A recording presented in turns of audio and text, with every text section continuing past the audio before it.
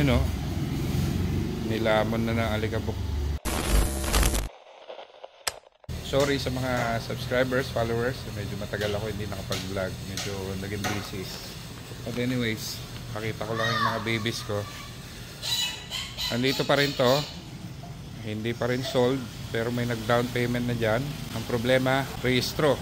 Pinaparehistro ko, kumuha ako ng confirmation sa LTO Pasay kasi nga pinalitan yung kulay nito. Nakalagay sa OR, green. Yung kulay niya na ngayon is blue, kaya hindi tinanggap. So kumuha ako ng confirmation, as I've said, sa Pasay. Magtatatlong buwan na, wala pa rin. So very good, kudos to you LTO sa inyong sistemang bulok. You're wrong. Alikabok lang yan, okay yan, umaandar yan, hindi na tumitirik. Hindi ko lang ina-car wash dahil mamaya-maya maalikabok na naman. Pero sana dumating na yung confirmation para maparegister ko na to at may deliver na sa nag-down. Ito, mapapasabak na naman sa January 31. There will be an upcoming event, Car Meet of the Titos. So shout out nga pala sa KG Events kay Mr. Kimo Gutierrez. Shout out sa iyo, sir. See you on January 31. So sa mga fellow car enthusiasts ko, sa mga old schooler dyan, sana makapasal kayo sa Subic Bay Freeport Zone on January 31 para sa Car Meet of the Titos. Pero hindi yan ang iba-vlog natin today. Ang iba-vlog ko today is yung project car ni Kuya. Tara, puntahan natin.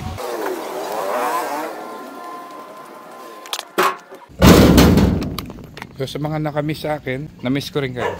Matagal ko nang hindi kayo na-update dito sa project car ni Kuya, which is almost done na rin.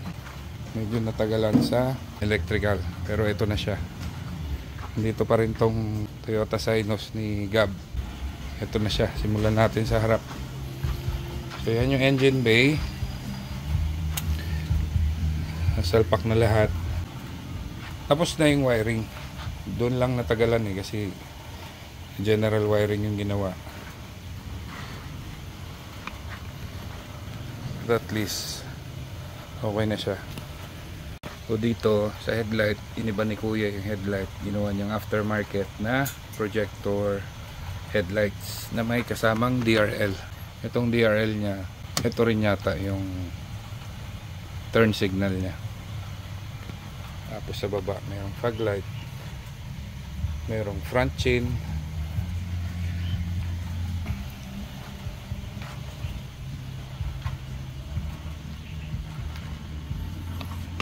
So ang engine nito is 1.4 belt type. Carburetor niya is Solex. Tapos sinalpakan niya ng 16-inch BBS mags na merong 205 45 16 na goma. Yung pintura nito nilihan na, buffing na lang ang kulang. Buong body yan nilihan na ni Ambo the Great. Tapos buffing and polishing na lang ang kulang. Dito tayo sa likod. Nirelevate na rin yung battery sa likod. Diyan siya ilalagay. Pina-upholster yung likod, lagyan ng cover. Binalutan ito lahat. Tapos may amplifier doon. So ito yung likod niya. Tapos itong sidings, interior, re-upholstered. Tiga dito lang sa amin ang gumawa niyan. Tiga Subic. Ito yung loob. Hindi pa siya perfect na assemble. Marami pang finishing touches na gagawin. Pero nakabitan na ng carpet. Yung ceiling bago din. Kulay itim na perforated. Upholstery ng rear seat bago din.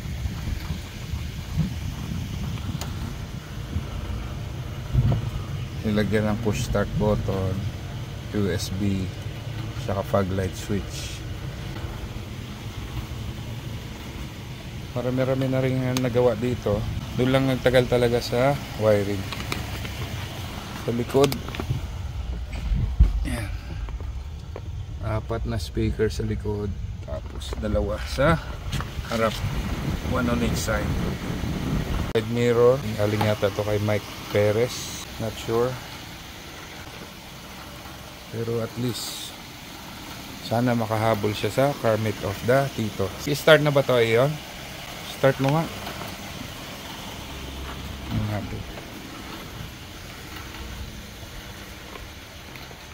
Yun o, ilaw na o.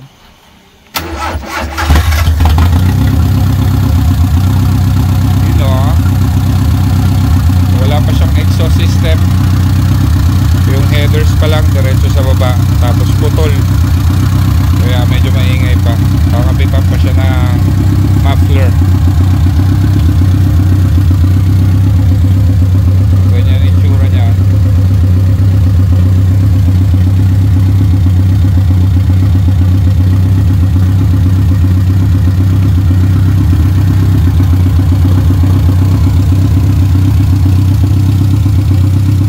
Diba? Pwede.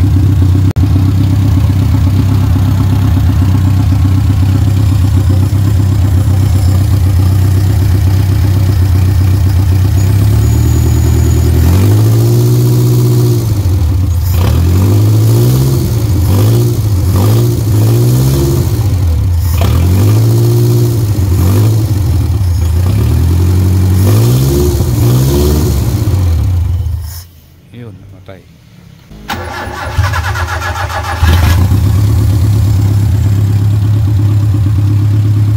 Ayos.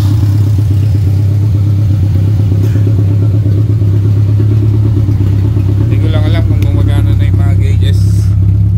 Pero meron na siyang RPM.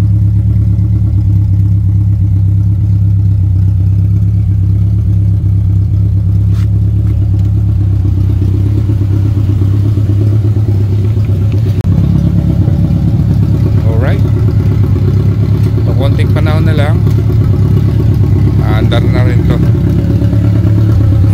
Nasalpak na nga rin pala yung bago niyang evaporator. Ayan. Ito yung pinalutan yung dashboard.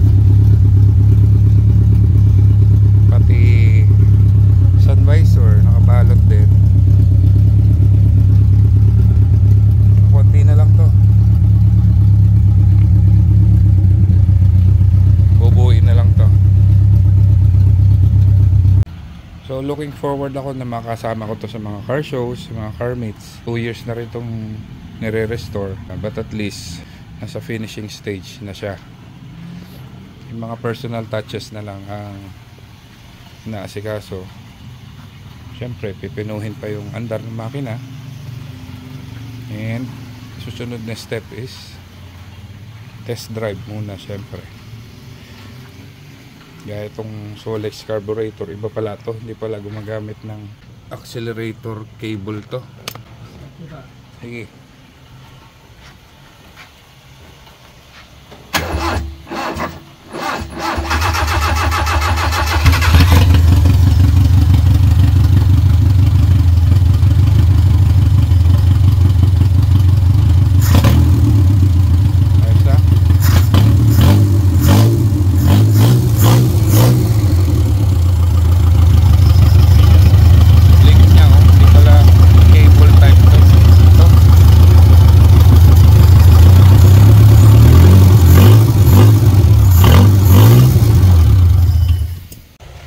Konting ayos na lang ng wiring. Yan, fuse box nya. Kasi ito pa isang fuse box.